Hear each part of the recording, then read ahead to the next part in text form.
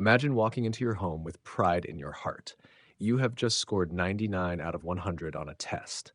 In your mind, you had already imagined praise, a smile, or simply the words, "You did well."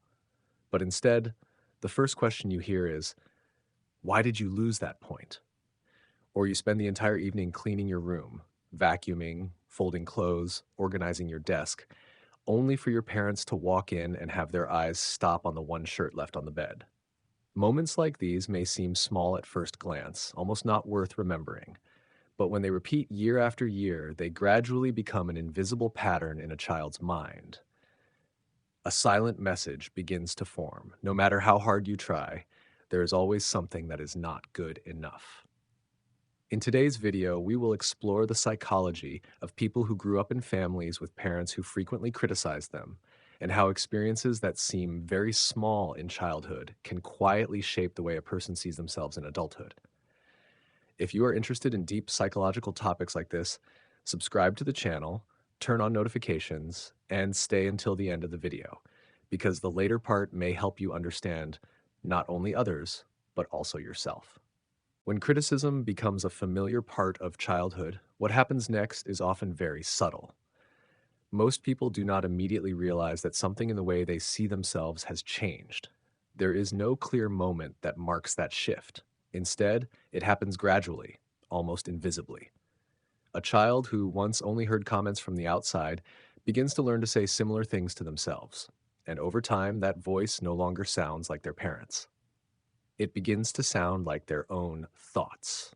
This is why many adults who grew up in environments where criticism was frequent often feel as if they are living with a harsh judge inside their own head.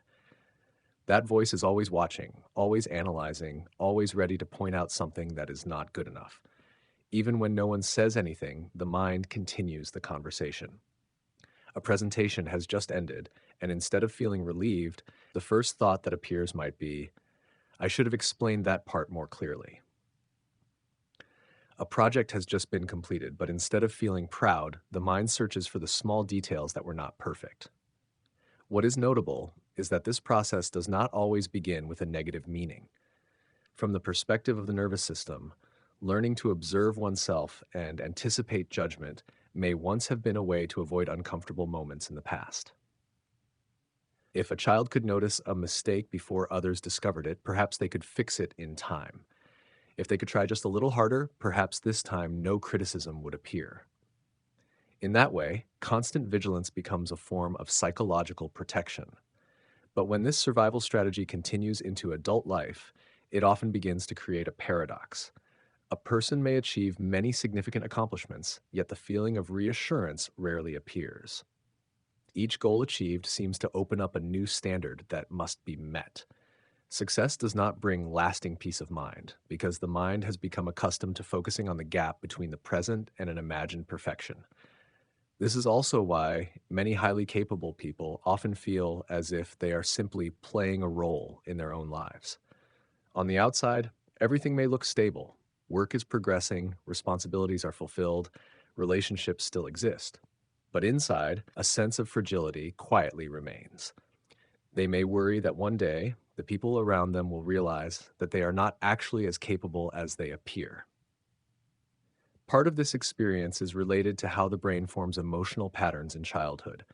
When a child repeatedly experiences disappointment or criticism from the most important people in their life, the nervous system begins to associate moments of mistakes with the risk of losing approval. And because connection is a basic human need, any signal suggesting the possibility of rejection can quickly trigger a stress response. This explains why situations that seem very small in adult life can sometimes create strong emotional reactions. A brief comment from a colleague may cause the mind to think about it for hours. A small mistake may cause a person to feel more shame than necessary. Not because the present situation is too serious, but because the emotional system is responding to old memories that were stored long before. However, another aspect also often appears in these circumstances: the tendency to try to become perfect. When a child feels that their value is often judged based on achievements or mistakes, doing everything perfectly can become a way to search for safety. If everything is correct, perhaps there will be no reason for anyone to be disappointed.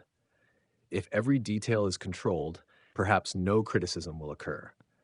The problem is that perfection does not truly exist, and when a person tries to reach that standard, they often fall into a cycle of exhaustion. The more they try to control everything, the more pressure they feel. The higher the standards they set, the easier it becomes to feel disappointed when reality does not fully match those expectations. Over time, this can make a person feel as if they are running on a road that has no ending. Some people respond to this pressure by becoming extremely hardworking and responsible. They become reliable individuals, always completing their work, always trying to do their best. In many cases, society even praises these qualities. But beneath that success, there sometimes remains a deeper motivation, the desire to avoid the feeling of not being good enough. Others develop a different strategy. Instead of trying to be perfect, they may begin to avoid situations where there is a risk of being evaluated. They delay important projects, avoid trying new things, or keep themselves within safe limits. If they do not place themselves in a position where they could fail, they will not have to face the familiar feeling of shame. Both of these responses, though different, share the same origin. They are ways the mind tries to manage a deep fear that formed very early, the fear that one's worth might be questioned. What is important to remember is that these psychological patterns do not appear because a person is weak or incapable. In fact, they are often the result of the mind trying to adapt to the environment it once lived in. The human brain is designed to learn from experience. When a particular response once helped us avoid pain, the mind tends to keep that strategy for a long time. But understanding the origin of these patterns can open up another possibility. When a person begins to realize that the critical voice in their mind does not always reflect the truth, they can gradually create distance from it. And found that small distance is often the first step toward building a more balanced and compassionate way of seeing oneself in adult life. When emotional patterns from childhood begin to influence adult relationships, many people often experience something very confusing. They may desire a peaceful relationship built on respect and understanding, yet somehow they frequently find themselves in relationships that feel familiar with the sense of being judged or having to prove their worth. This does not happen because they want to be hurt. In reality, it often relates to how the human brain learns to recognize familiarity as a form of safety. In psychology, familiarity holds a powerful influence. When a person grows up in an environment where love, approval, and criticism often appear together, the brain begins to link these things. This means that in adulthood, similar emotional signals can sometimes feel like a kind of normal, even when they are not truly healthy. A person may meet a partner who is demanding, rarely expresses recognition, or easily becomes disappointed, and a part of their mind may strangely experience that as familiar, not because they enjoy being judged, but because their nervous system has become accustomed to adjusting themselves in order to maintain connection. When a relationship requires them to constantly prove their worth, it unintentionally activates a survival strategy learned very early in life: trying harder, doing better, becoming more agreeable, or avoiding any action that might create conflict. This is why many people in this situation often become extremely sensitive to small changes in relationships. A message replied to more slowly than usual, a sentence that sounds slightly cold, or an expression on the other person's face that is difficult to read can cause the mind to start thinking a great deal. Familiar questions appear. Did I do something wrong? Did I upset them? Are they disappointed in me? To outsiders, these reactions may sometimes seem like overthinking, but for the person experiencing it, the feeling is very real. The nervous system is trying to predict the risk of losing connection because, in the past, small signals sometimes led to distance, disappointment, or criticism. Another consequence of this experience is the tendency to place the emotional responsibility of the relationship on oneself. If a conflict occurs, the person may quickly assume that they are the cause. Instead of wondering whether the other person might be dealing with stress or personal difficulties, the mind immediately searches for faults within itself. This does not happen because they lack logic, but because the brain has become accustomed to linking another person's dissatisfaction with personal responsibility. Over time, this can make a person very cautious about expressing their true emotions. They may avoid speaking about things that make them sad or uncomfortable, fearing that doing so might create conflict. Instead, they try to maintain harmony by adjusting themselves even more. On the outside, they may appear very patient and understanding, but inside, they sometimes feel as if they are constantly trying to balance on a very thin wire. Another aspect that often appears is the invisible fear that if they do not maintain a good enough image, love might disappear. This is a very deep belief, often formed from early experiences when approval seemed closely tied to behavior or achievements. In adulthood, that belief can make a person feel that they must constantly work to keep everything stable, even when doing so becomes exhausting. What is notable is that these patterns do not only influence how a person loves others, but also how they allow others to love them. If someone treats them with patience, stability, and unconditional acceptance, that experience can sometimes feel unfamiliar. A part of the mind may even doubt the sincerity of it because it does not resemble what they once knew. This creates a fairly common emotional paradox. What is healthy can sometimes feel unfamiliar, while what is familiar may carry elements that are painful. And because the human brain tends to seek familiarity, changing these patterns can take a great deal of time and awareness. However, understanding these patterns can create an important turning point. When a person begins to realize that many of their emotional reactions actually originate from very early experiences in life, they can begin to look at them with curiosity rather than self-blame.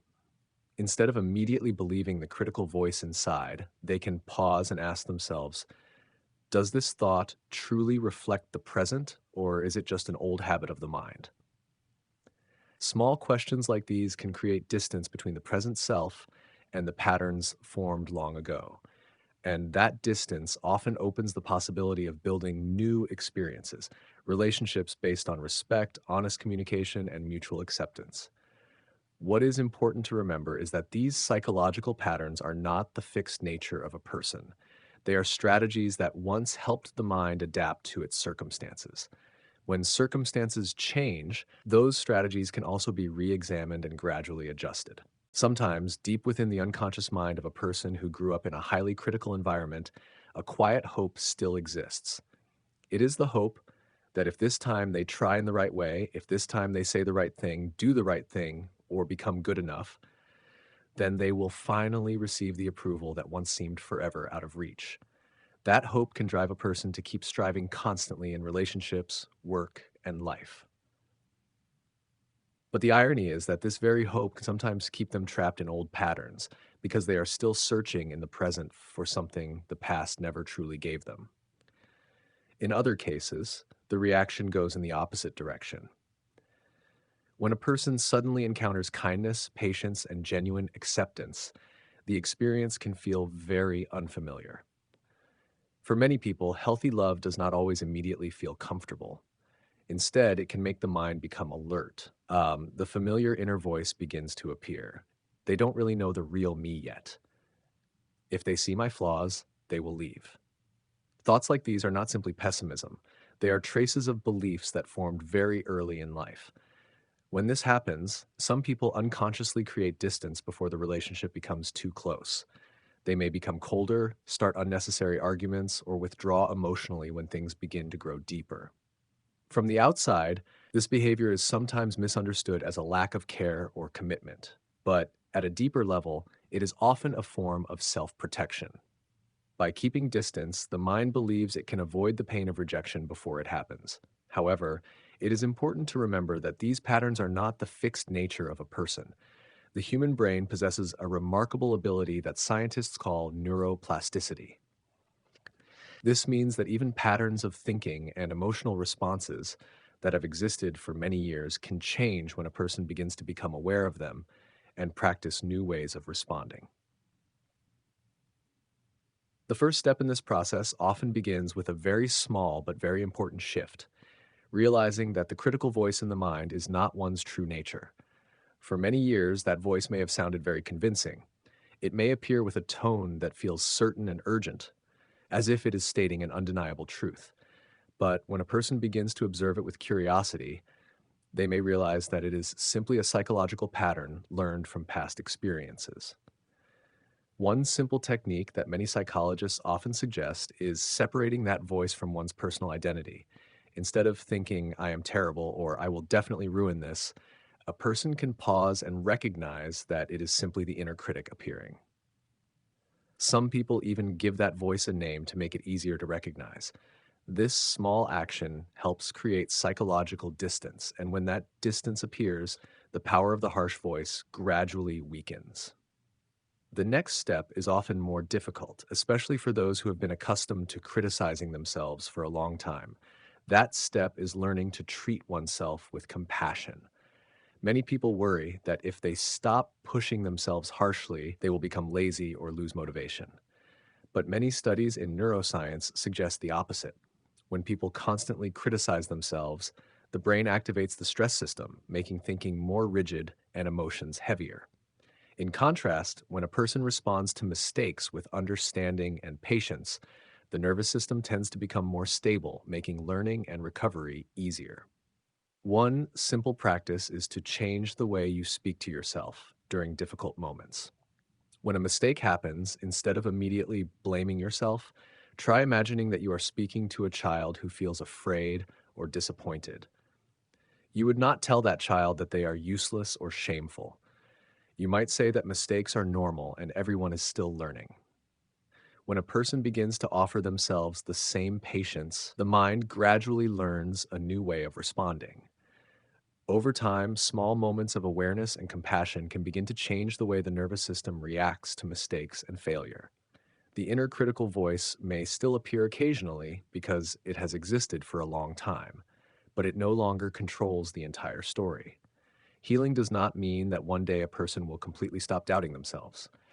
Insecurity, to some degree, is a natural part of the human.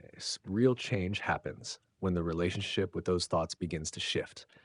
Instead of seeing them as absolute truths, a person can view them as old responses of the mind trying to protect them. When viewed from that perspective, the inner critical voice no longer seems like an enemy that must be defeated. It is more like a protector that was once necessary during a difficult period of life, but is no longer appropriate in the present. And as this understanding gradually forms, something important begins to change: the way a person treats themselves. Instead of immediately blaming themselves whenever they stumble, they begin to pause and breathe. Instead of assuming that mistakes define their worth, they begin to see them as a natural part of growth. And slowly, they begin to give themselves something they may have rarely received before: understanding. When a person finally feels safe within their own mind, the pressure to constantly prove their worth begins to fade. They no longer have to chase approval everywhere just to feel good enough. Instead, they begin to experience a simple but profound sense of freedom: the freedom to exist as who they truly are.